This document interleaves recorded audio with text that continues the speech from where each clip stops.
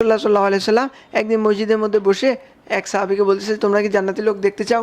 যে অবশ্যই ইয়া রাসূলুল্লাহ দেখতে চাই। ওকে দেখো ওই যে মসজিদের বাইরে থেকে একজন লোক হেঁটে যেতেছে, তো ও কিন্তু জান্নাতি। তো সবাই খুব মনোযোগের সঙ্গে দেখতেছে, আচ্ছা ওকে, আচ্ছা অমুকের বেটা অমুক, নামটা ঠিক মাথায় রাখছে। তো কিছুদিন পরে আবার বলছে যে দেখো তোমরা কি জান্নাতি লোক দেখতে চাও? হ্যাঁ, ওই যে মসজিদের বাইরে যে লোকটা হেঁটে যেতেছে ও কিন্তু জান্নাতি। তো সবাই ঘুরে দেখলো সাহাবীরা, যে সাহাবীকে এর আগের দিন বলছিল উনাকে আজকেও বলতেছে জান্নাতি। তো তারপরে তৃতীয় দিন আল্লাহ রসুল যখন একই কথা বলছে, তো তখন একজন সাহাবী খুব আজাইম করলো যে আমি দেখবো যে এই লোকটার এমন কী আমল আছে যা দ্বারা রাসূলুল্লাহ সাল্লাল্লাহু আলাইহি ওয়াসাল্লাম ওনার দুনিয়ার হায়াতে ওনাকে জান্নাতে ঘোষণা করে দিছেন। তো এই নিয়ত করে উনি ওনার ঘরে গেলেন এবং বললেন যে আমি আপনার ঘরে 3 দিন থাকবো। তো আরবের একটা নিয়ম ছিল যে কেউ যদি কারো ঘরে 3 দিন পর্যন্ত থাকতে চায়, কোনো প্রকার প্রশ্নের সম্মুখীন না হয়ে তার মেহমানদারি করতে সে বাধ্য থাকবে। তো টানা 3 দিন সে মেহমান হিসেবে থাকলো এবং সে লক্ষ্য করলো যে তার বিশেষ কোনো আমল নাই।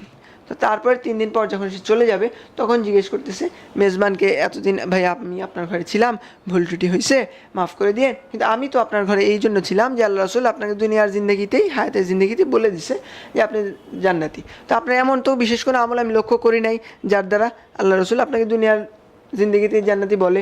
আপনি তো আমাদের মতনই নামাজ রোজা করতেছেন, চলাফেরা উঠা বসা সব আমাদের মতনই সমসাময়িক।